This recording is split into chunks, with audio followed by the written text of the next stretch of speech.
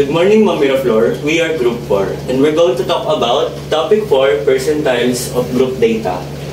I am John Laird M. Fornal. I am Basi Magrasha. I'm Martin D. Domingo Jr. Malvin Bialde. I am Jeffrey Tumimbang Brea Jr. I am Wayne Benedicto Bani. I'm Jerkel Arviesca. Now, let's proceed to the recap. Before we proceed to the recap, let's first read our objectives for the lesson. First is introduce the concept of percentile for group data. Second, illustrate the calculation method for determining percentiles in group data sets. And the third is demonstrate cooperation while engaging in an activity. So, let's have a recap first about the previous lesson, percentile of ungroup data. So, we will play the game 4 Fix 1 Word. I know everyone is familiar with this game, where 4 pictures will be shown by the groups, and they will guess the word that is presented by the pictures. So, the first 4 pictures is shown. Can you guess the word? Anyone? Yes, your answer are correct. The answer is measure. Next is, can you answer the word using the 4 pictures? Yes, your answer is correct. Quartile. Can you guess again the missing words? Anyone? Say it na. So the answer is decile. So here's the definitions of the words that you have guessed earlier. So the definition of measure refers to statistic or numerical value from the individual data points, such as the mean, median, and mode. And the definition of quartiles are the values that are divided a data set into 4 equal parts. For example, your data sets is 1 to 100. So the values that divide them into 4 equal sets is 25, 50, and 75. Next is the definition of decile, are values that divide a data set into 10 equal parts. Let's have again this example, 1 to 100.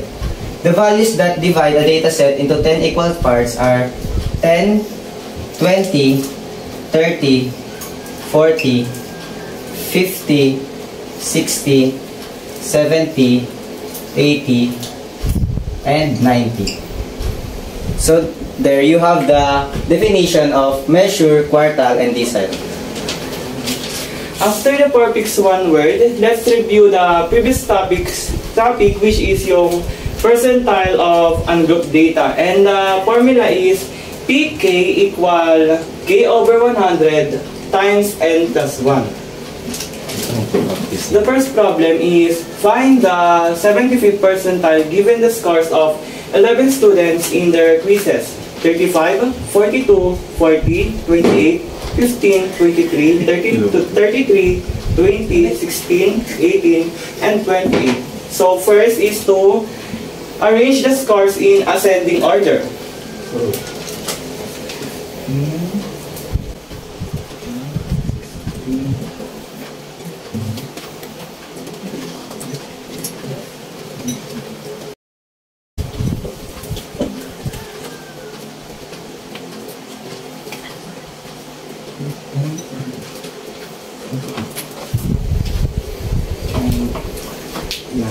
And our N is equal to 11.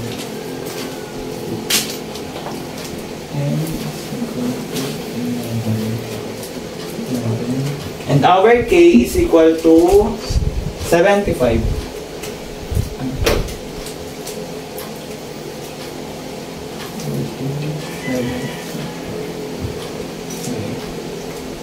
Let's move on to the substitution.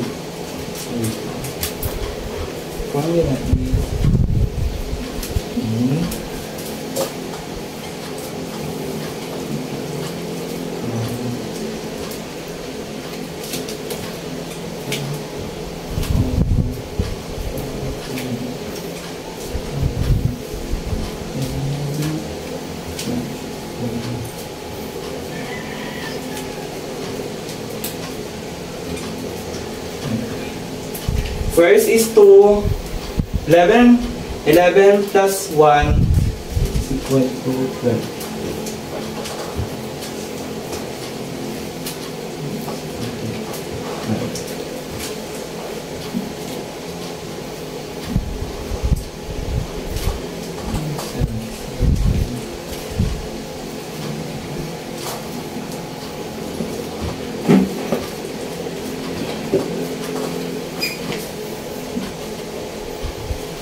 And after that, the 75 divide 100, and the answer is 0.75 times 12.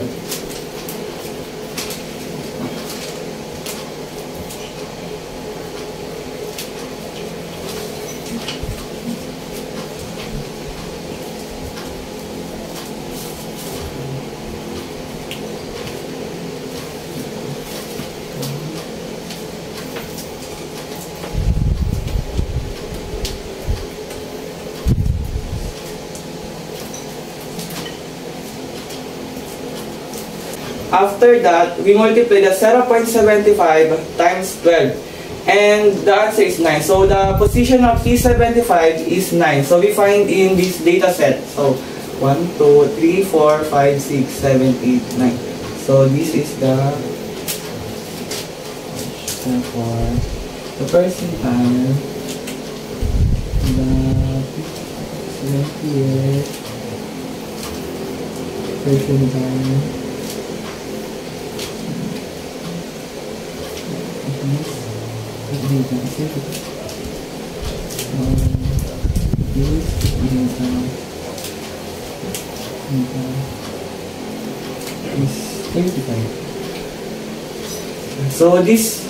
So the 70th percentile of this group data is 35. So the second problem is find the 20th percentile of the following test scores of a random sample of 9 students. So 23, 46, 87, 38, 51, 21, 43, 21, 56. So we arrange the data sets in ascending order.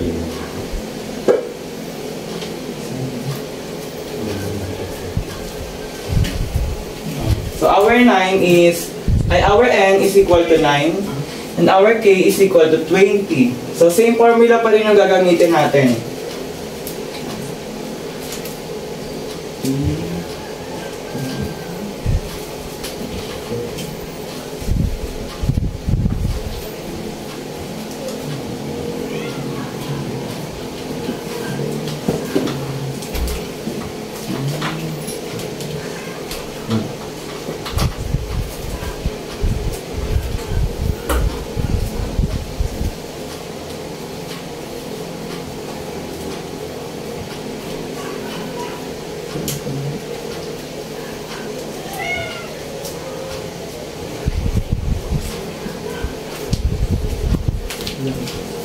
So after that,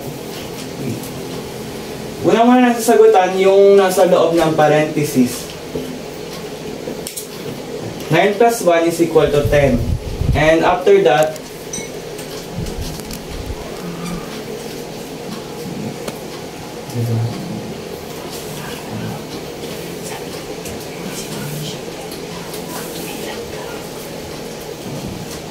di-divide naman natin yung 20 over 100. 20 divided by 100 is equal to 0.2. And 0.2 times 10 is equal to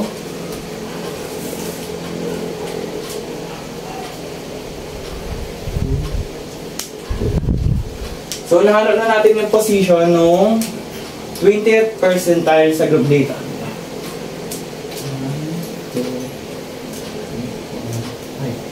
So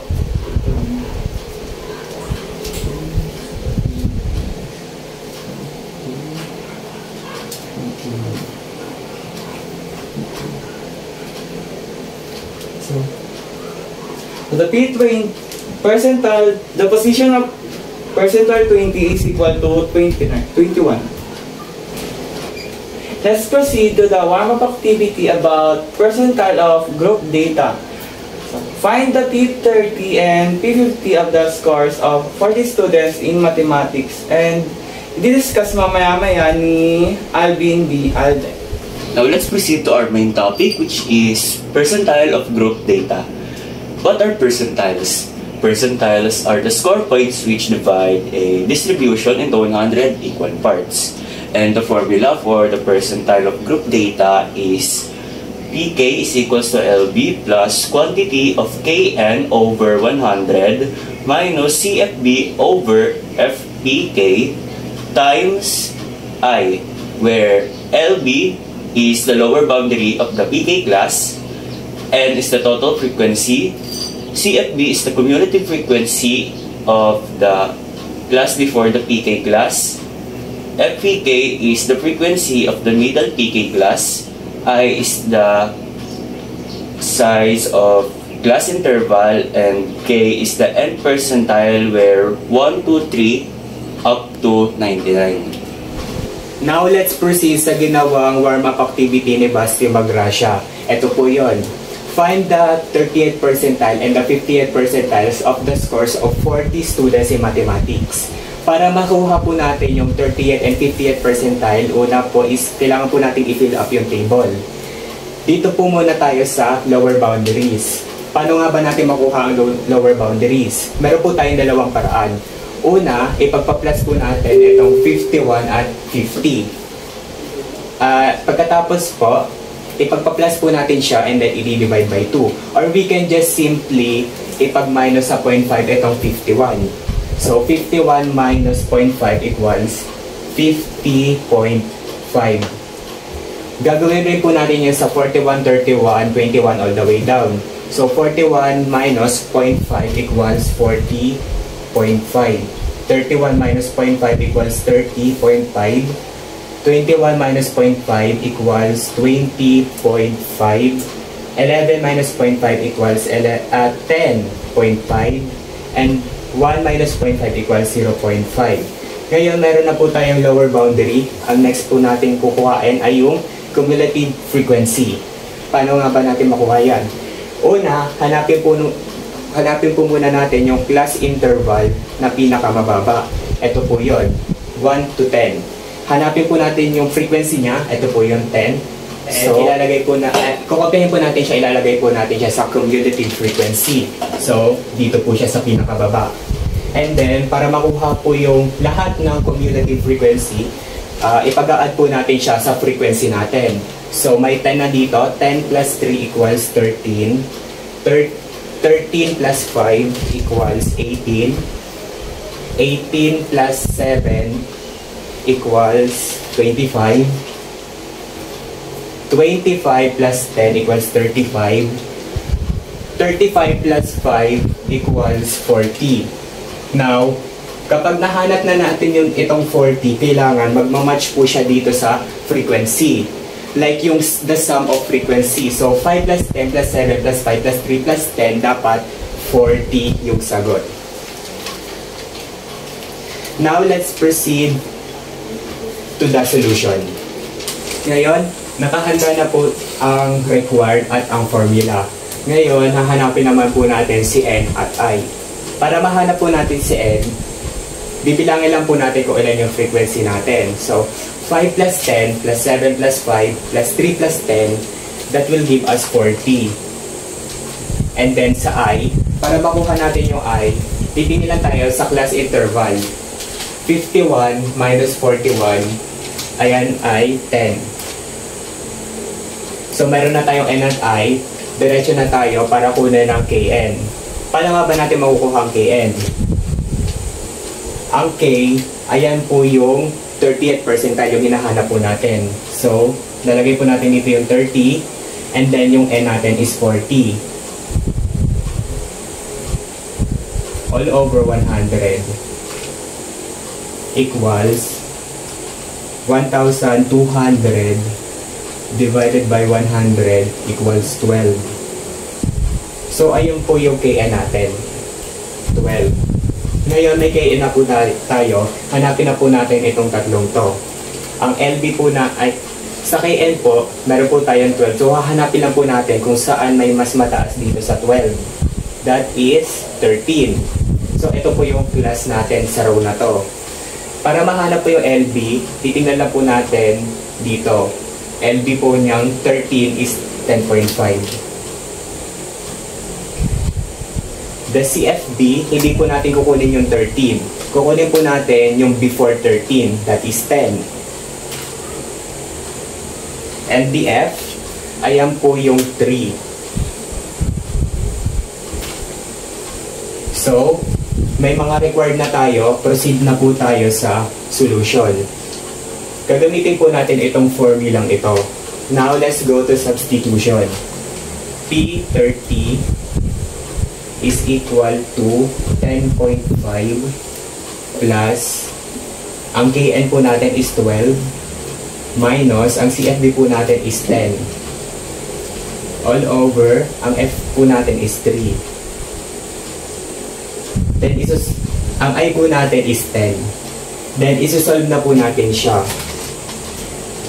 P30 is equal to 10.5 plus 12 minus 10 equals 2 over 3. And then, i-bring down lang po natin si 10. The next step, P30, percentile of 30 is equal to 10.5 plus, i-manipulate po muna natin yung 2 over 3. 2 divided by 3 is equal to 0.66 and then i-round off po. So, magiging 0.67 multiplied by 10. And then, percentile of the 30th percentile is equal to 10.5 plus 0.67 times 10 equals 6.7. So, that will give us our final answer is 17.2. Ngayon, isa-solve na po natin ang 50th percentile. Meron na po tayong N at I, at saka gagamitin pa rin po natin yung same table. So, magpo-proceed na po tayo agad sa Kn. Ang K po natin is 50 kasi ayun po yung hinahanap natin. And then, the N is still 40. 50 times 40 equals 2,000. So, the answer is 20. Ayan po ang Kn natin. Ngayon, hahanapin naman po natin itong tatlo. Para mahanap po itong tatlo, hahanapin po natin yung mas malapit sa 20 na mas mataas. So, titila po tayo sa cumulative frequency. Ayan po is 25. So, ito po yung set natin. Ay, yung class po natin. Ngayon, hahanapin po natin si LB. Titila po tayo dito. Dito po yung LB na 25. So, that is 30.5. The cumulative frequency, always remember na hindi po siya 25. Before 25 po natin siya kukunin. So, that is 18. The frequency is 7. Ngayon, isasolve na po natin siya using this formula. Substitution, P50 is equal to 30.5 plus Kn po natin is 20 over minus CFB po natin is 18 over 7. Ang I po natin is 10. Then, isasolve na po natin siya. First, 50th percentile, 30.5 plus 20 minus 18 equals 2 over 7, 10. 50th percentile is equal to 30.5 plus 2 divided by 7 is equal to 0.285 and then, i-round off po natin siya. So, magiging 0.29 times 10. So, 50th percentile is equal to 30.5 plus 0.29 times 10 equals 2.9. So, our final answer is 33.4.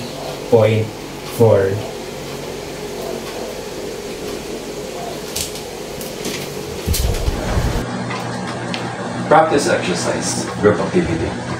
Calculate the P15 and P25 of the daily allowance of 60 students. The given is P15 for group 1, P25 for group 2. The first thing we need to do is to find the lower boundary. We have the proper way and the fastest way to find lower boundary.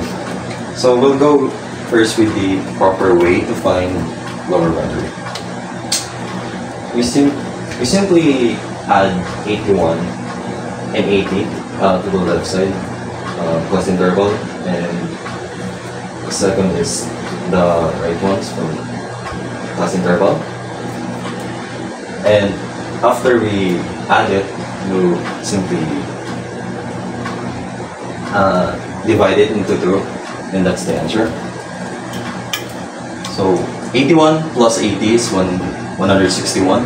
Divided by 2 is 80.5. So the fastest way to find lower boundary is 81, and simply minus into 0.5, and that'll be the answer, 80.5. We'll go with the fastest way to find the other lower boundaries. Let's get through it. 80.5, 7.5, 60.5.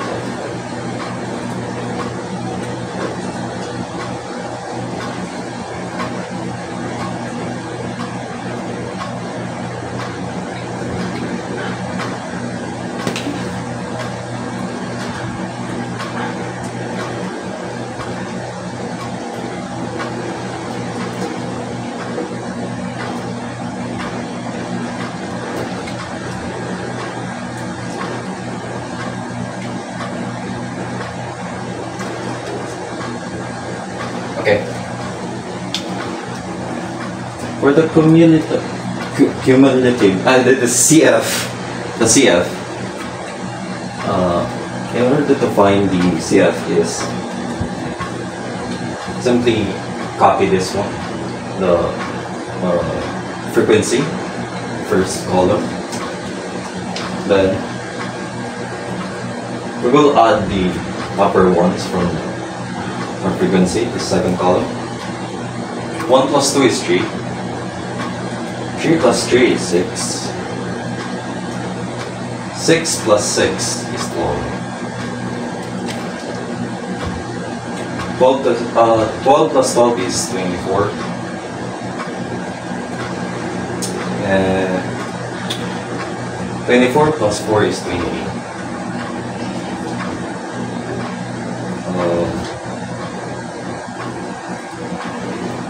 28 plus 10, 28 plus 15 is 43. And 43 plus 10 is 53. And lastly, 53 plus 7 is 60.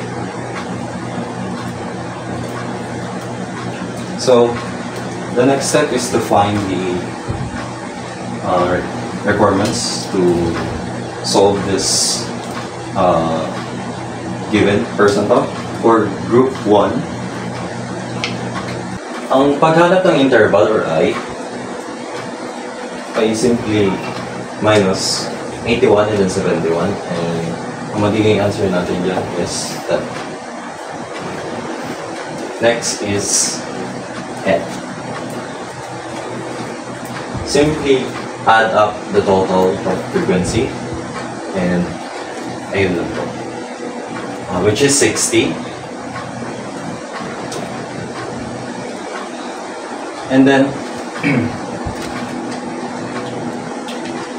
para mahanap ang Kn,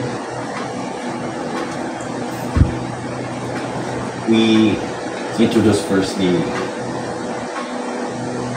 formula, which is P of K is equal to LB plus Kn is equal to 100 minus CFB over FBK times I.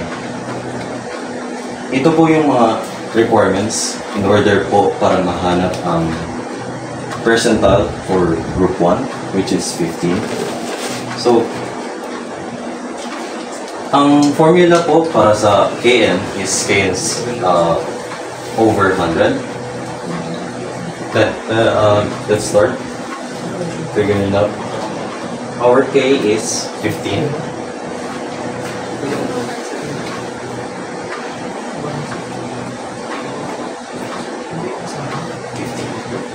And then, ang N natin is 60. 60. Right, 100. And then,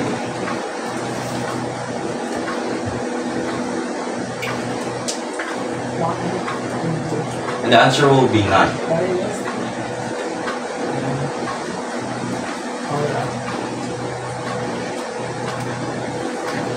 Then, let's go back to the chart. Ang hanapin natin is LB, CFB, and frequency, F. Unahin po natin ang LB. So, paano nga ba hanapin ang LB? Ang paghanap sa LB ay dumidepende sa KN, which is ang KN natin is 9. Ang paghanap po nito ay didepende at taas po natin, which is 12, mas mataas pa po ito sa atin. So, this is our set class. So, ang LB natin is 30.5.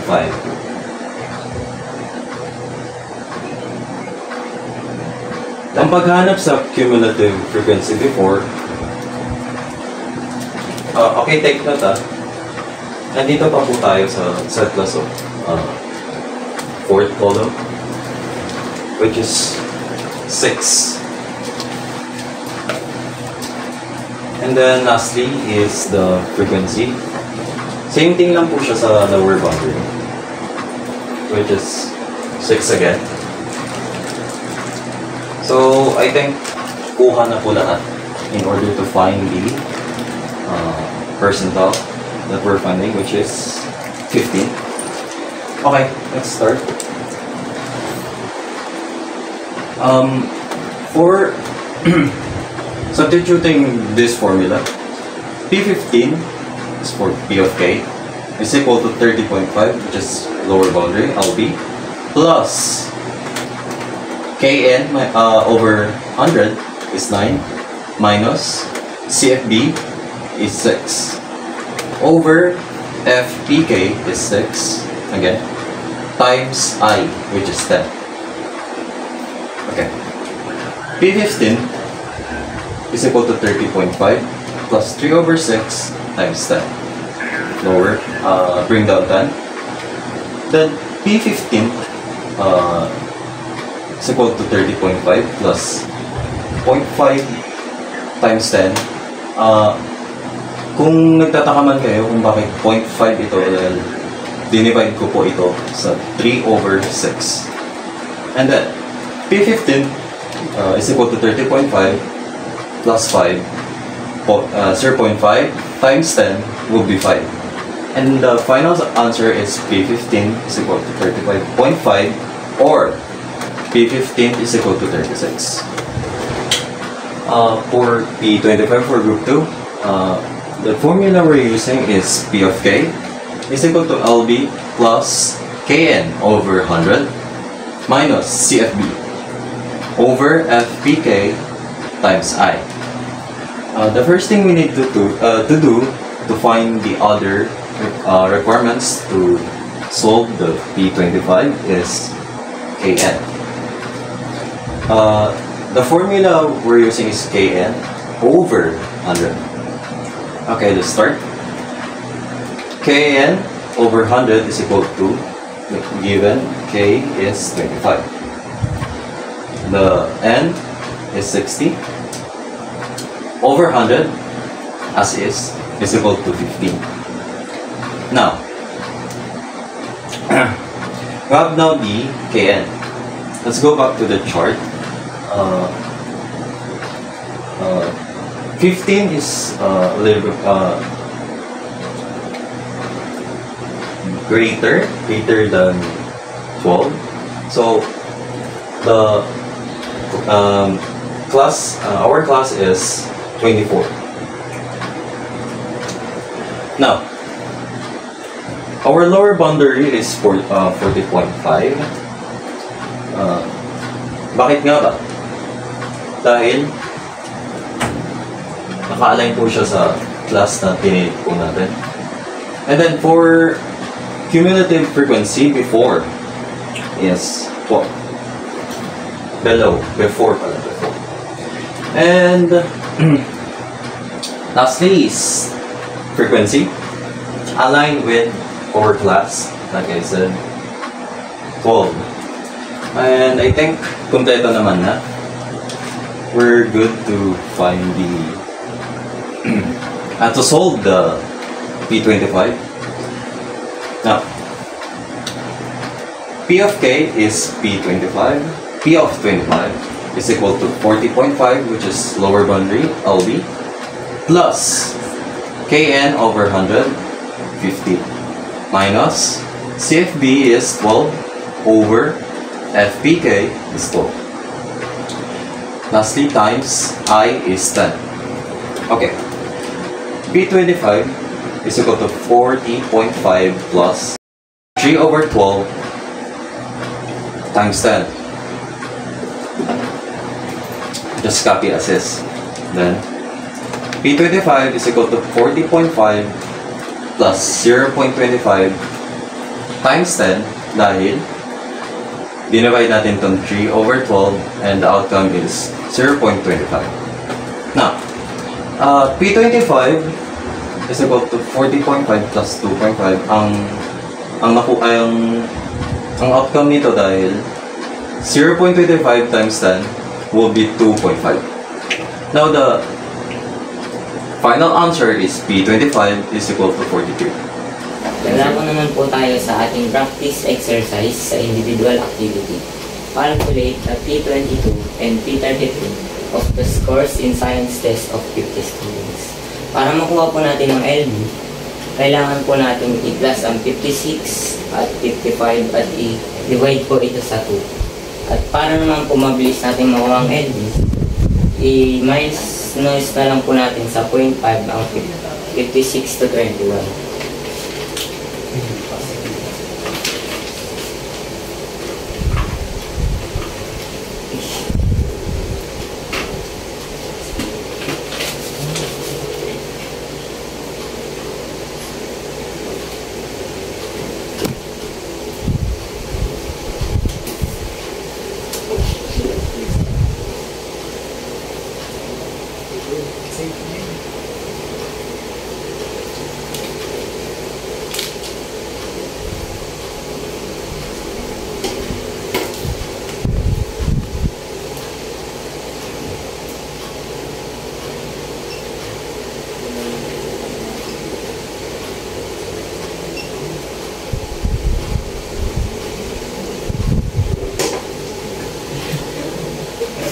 At para makuha naman po natin ang CF, kailangan lang po natin i-copy ang number 4 dito po sa baba at i-plus po natin siya pataas hanggang makuha po natin yung number 4.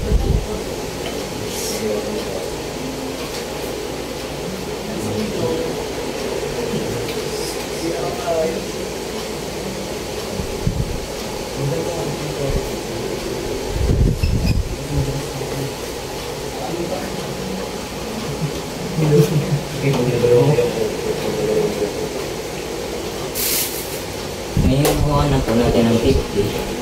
Isa po natin.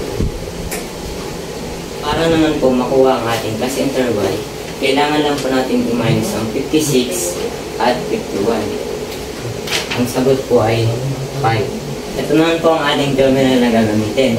Una po ay kailangan po natin ng Kn over 100. Sa times lang po natin siya sa 22 at 50 over 100.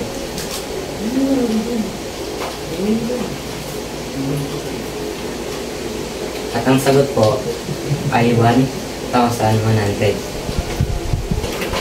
At kailangan naman po natin siyang i-divide sa 100.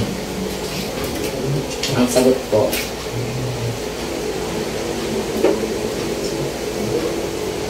ay 11. Since nahanap na po natin ang Kn11, kailangan na po natin mag-proceed sa data table para mahanap po ang LB, CFB at F. Hanapin lang po natin ang mas mataas kaysa sa 11 at ito po 14. Makikita na po natin ang LB At itong CFB naman po ay mas mababa po kaysa sa 14 is 9. At ang F naman po 5. Ito, substitute naman po natin ang ating solution. PK as P22 is equal to LB 35.5 plus KN over 100 as 11 minus CFB as 9 over FPK as 5 times I as 5. P22 is equal to 35.5 plus 2 over 5 kasi minus natin ang 11 at 9 times 5. P22 is equal to 35.5 plus 0.4 kasi pinag-divide natin ng 2 at 5 times 5. P22 is equal to 35.5 plus 2 kasi pinag-times natin ng 0.4 at 5. At ang final answer natin ay P22 is equal to 37.5 or P22 equals 38. Ayan na po ang ating final answer. Ngayon naman po, hanapin po natin ang P33 sa gamit ang the same table at the same formula. Gaya po ng kanina, unahin po natin hanapin ang KN. 33 times T over 100. Since nahanap na natin ang PN over 100 is 16.5 or 17, hanapin naman natin ang mas mataas kaysa sa 17 which is itong 26. At dito naman tayo hahanap na nilalagay sa LB, CFB at frequency. Ang LB ay 40.5. Ang CFB ay dapat ay mas mababa sa baba ng 26 which is 14. At ang frequency naman ay 12.